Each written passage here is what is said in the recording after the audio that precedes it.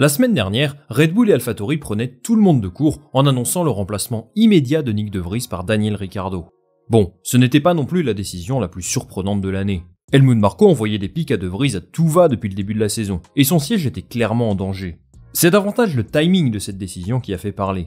10 courses en F1, c'est très peu, et certains voient le départ de Vries comme injuste et un petit peu précipité. Au bout du compte, c'est bien le pilote australien qui fait son grand retour en Formule 1, à peine 8 mois après sa dernière course dans la discipline. J'ai d'ailleurs fait une vidéo à ce sujet il y a une semaine, et vous avez été nombreux à la regarder, alors j'en profite pour vous dire merci beaucoup. Aujourd'hui, j'ai envie de prendre un petit peu plus de recul, et d'analyser plus en détail la situation dans laquelle il se trouve. De base, son plan était de prendre une pause, de passer une année sabbatique en quelque sorte. Mais l'appel de la F1 était trop fort pour résister à une telle opportunité. Ricciardo prendra donc le départ du Grand Prix de Hongrie ce week-end. Mais dans quel état ?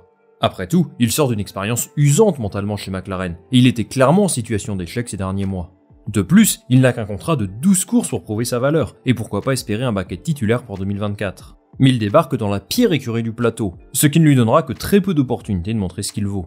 Aujourd'hui, j'ai identifié 5 grandes questions à se poser avant le retour de Daniel Ricciardo. 5 problèmes à résoudre qui devraient avoir un impact déterminant sur le reste de sa carrière. On va en parler dans un instant. Mais avant ça, j'aimerais revenir sur de drôles de déclarations de Nyck de Vries qui auraient fuité. Il aurait, selon certaines sources, dit qu'il n'a pas été surpris par le traitement de Red Bull, vu comme ils ont volé le titre de Lewis Hamilton en 2021.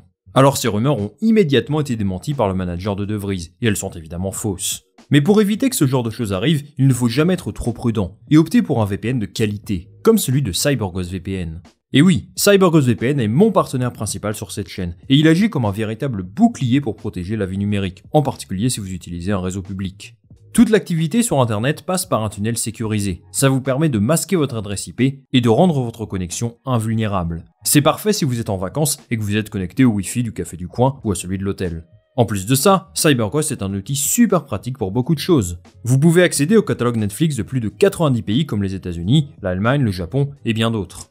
En plus de ça, et c'est peut-être ce qui vous intéresse le plus, vous pouvez également regarder la F1 tranquillement grâce à leur service. Il suffit de vous connecter au serveur belge ou suisse grâce au site de la RTBF par exemple et de profiter de votre week-end de Grand Prix. Bien sûr, vous pouvez connecter jusqu'à 7 appareils en même temps. Tablette, téléphone, ordinateur, vous regardez ce que vous voulez, où vous voulez. Et vous pouvez en faire profiter vos proches. Avant les Grands Prix de Hongrie et de Belgique, CyberGhost et moi on vous offre une réduction de 83% et 4 mois offerts, soit 2,03€ par mois. Alors si l'offre vous intéresse, il suffit d'utiliser le lien en description.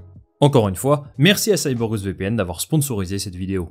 Sans plus attendre, je vais vous expliquer pourquoi le plus dur commence pour Daniel Ricciardo ce week-end. C'est parti.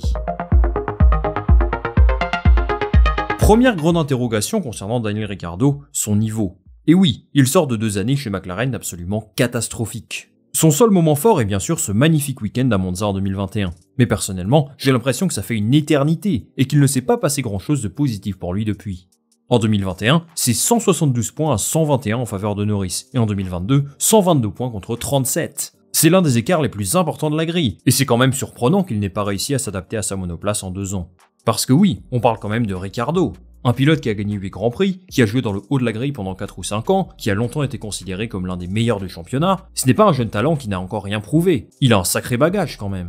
Si l'on ne se fie qu'à son palmarès, on pourrait se dire qu'AlphaTauri fait un gros coup en le recrutant. Mais aujourd'hui, je n'en suis pas si sûr. À titre personnel, je l'ai déjà dit, je refuse de croire qu'il est cramé. Mais il faut être réaliste, il y a forcément des doutes quant aux performances qu'il va être capable d'accomplir. Déjà, quel est son niveau de confiance aujourd'hui ? Pour moi, c'est sans doute ce qui aura le plus d'impact sur ses prestations. Ricciardo est un très bon pilote, tout le monde le sait, mais s'il n'est pas mis dans les bonnes dispositions mentales, eh bien ses résultats sont en chute libre. Ensuite, est-il capable de s'adapter à un nouveau projet ? Chez Renault, ça a plutôt bien fonctionné, mais ça a pris un petit peu de temps. Quant à McLaren, c'est clair qu'il ne s'est jamais senti à son aise. Tout ça pour dire qu'il y a beaucoup de doutes sur ce qu'il est capable de faire dans une écurie comme AlphaTauri, qui est bien loin du niveau de McLaren, Red Bull ou Renault ces dernières saisons. Évoluer en fond de grille, c'est quelque chose de différent, presque ingrat je dirais. Personne ne voit tes performances et tu peux rester bloqué derrière une Haas pendant 40 tours. Il y a quand même plus motivant comme job. Pour que Ricciardo réussisse son retour, il faudra qu'il évolue un cran au-dessus du niveau de Tsunoda. Vous savez, Tsunoda il fait régulièrement des P11, et bien Ricciardo doit être ce pilote qui amène sa monoplace et son coéquipier un petit peu plus haut, pour aider AlphaTauri à quitter ses dernières places au championnat constructeur. Transition toute trouvée pour parler de la deuxième interrogation liée au retour de Ricciardo, le niveau de Yuki Tsunoda. Face à un De Vries décevant, le pilote japonais a plutôt bien fait le boulot, et il a reçu le soutien d'Helmut Marko et de son patron Franz Tost. Tsunoda semble plus régulier, plus calme aussi, et on serait tenté de penser qu'il est au sommet de sa forme cette saison. Le problème, c'est qu'il roule avec la pire monoplace qu'il n'ait jamais eue. Dans ces conditions, face à un coéquipier mauvais, dans une voiture mauvaise, difficile de dire s'il est vraiment si performant. Globalement, je trouve qu'il a été bon sur les 5 ou 6 premières courses de la saison, mais dernièrement, j'ai l'impression qu'il est un petit peu moins bien. Depuis Monaco, ses résultats c'est P15, P12, P14, P19 et P16, rien de très bon. A priori, c'est plus la performance de sa monoplace qui le met dans cette situation. À Silverstone, ils ont apporté un paquet d'améliorations qui n'ont pas fonctionné, et c'est l'écurie la plus décevante du plateau pour le moment. L'arrivée de Ricciardo devrait nous aider à comprendre un petit peu mieux tout ça. S'il ne parvient pas à battre Tsunoda, je considérerais qu'il évolue à un niveau largement en dessous de ses capacités. Non pas que Tsunoda soit mauvais, mais il ne peut pas se permettre de perdre son duel face à un pilote qui n'a même pas 1% de son palmarès en Formule 1. J'attends de lui qu'il le batte, et c'est la moindre des choses pour espérer trouver un baquet en 2024. Quant à Tsunoda, qui est en fin de contrat cette saison, s'imposer face à Ricciardo lui assurerait un avenir certain pour l'année prochaine. Je ne pense pas qu'il soit dans les discussions pour un siège chez Red Bull en 2024 pour l'instant. Mais si jamais il explose son coéquipier et que Perez continue à décevoir, eh bien ça lui permettrait d'ajouter son nom sur la liste des potentiels remplaçants, que ce soit pour 2024 ou pour 2025. Au contraire, si jamais il se met trop de pression et se fait battre, eh bien il y a d'autres jeunes pilotes Red Bull qui aimeraient bien prendre son baquet, Liam Lawson en particulier. Ça va être un vrai test pour Tsunoda et le duel va être très intéressant à suivre. Troisième interrogation, Ricciardo peut-il faire passer un cap à son écurie et les aider à améliorer cette monoplace? Alors soyons clairs, le retour technique d'un pilote est important, mais ce n'est clairement pas ce qui permet à une voiture de faire des progrès majeurs. Ça c'est surtout le travail de la direction technique et des ingénieurs, qui décideront de la bonne direction à prendre. Tout de même, dans certains cas, le style de conduite et les caractéristiques d'un pilote peuvent donner une certaine orientation au développement de la monoplace. Ricciardo est un pilote avec énormément d'expérience, et j'attends de lui qu'il soit capable d'être ce genre de personne. C'est-à-dire en quelque sorte élever le niveau de base de la voiture, à l'image d'un Alex Albon par exemple. Le fait qu'AlphaTauri ait choisi Ricciardo montre leur besoin d'expérience. S'ils avaient voulu miser sur la jeunesse, ils auraient pris Liam Lawson. Mais là ils préfèrent un pilote plus âgé pour leur permettre d'accompagner le développement de la T04. C'est un pari pour 12 courses, mais aussi pour les prochaines saisons. En clair, si AlphaTauri ne trouve pas de remède à tous ces problèmes, il risque de passer quelques années très compliquées en fond de grille, en tout cas jusqu'aux nouvelles réglementations de 2026. Il est aussi là pour ça, pour permettre à AlphaTauri de retrouver des couleurs et pour viser le milieu de tableau ces prochaines années. Mais le futur d'AlphaTauri le concerne-t-il vraiment? C'est la quatrième interrogation de cette vidéo. Que réserve l'avenir à Daniel Ricciardo? Dans une interview accordée à la Formule 1, Christian Horner a été très clair sur le sujet. Daniel est en prêt avec AlphaTauri jusqu'à la fin de l'année. En 2024, nos deux pilotes chez Red Bull seront Max et Checo, mais c'est toujours bien d'avoir d'autres talents en réserve. Son objectif est bien sûr un siège chez Red Bull en 2025, et il considère que la meilleure façon d'atteindre son but est de prouver ce qu'il vaut chez AlphaTauri dès maintenant. En public, Christian Horner continue donc de faire confiance à Checo pour l'année prochaine. Évidemment, c'est dans un coin de sa tête de faire revenir Ricciardo dès 2024, mais comme Sergio Perez a un contrat, j'imagine qu'il ne peut pas le dire. Tout de même, il a raison de prendre des précautions. On ne sait pas vraiment ce que vaut Ricciardo aujourd'hui. Il a encore beaucoup de choses à prouver pour mériter un siège dans une écurie de haut de tableau. Le voir revenir chez Red Bull après son horrible expérience chez McLaren serait totalement incroyable et inattendu. Lui, il y croit, c'est sûr, mais il faudrait vraiment que Sergio Perez se foire, qu'il écrase Yuki Tsunoda et qu'il permette à AlphaTauri de terminer 7ème ou 8ème du championnat. C'est un objectif très difficile à atteindre et qui dépendra forcément de la performance de sa monoplace, qui n'est pas une machine de guerre, je le rappelle. Tout ça pour dire que s'il souhaite assurer son avenir dans la discipline, il aurait sans doute intérêt à regarder ailleurs que Red Bull. Et plusieurs écuries pourraient être intéressées par ses services. D'abord, Sauber. Le projet Alfa Romeo va prendre fin à l'issue de la saison, et Ricciardo pourrait être un choix intéressant pour le futur de la marque, qui pour rappel va devenir Audi très prochainement. Depuis quelques saisons, leur modèle est un pilote jeune avec un pilote vieux. Valtteri Bottas est là, mais je pense qu'il n'est pas en odeur de sainteté dans l'équipe.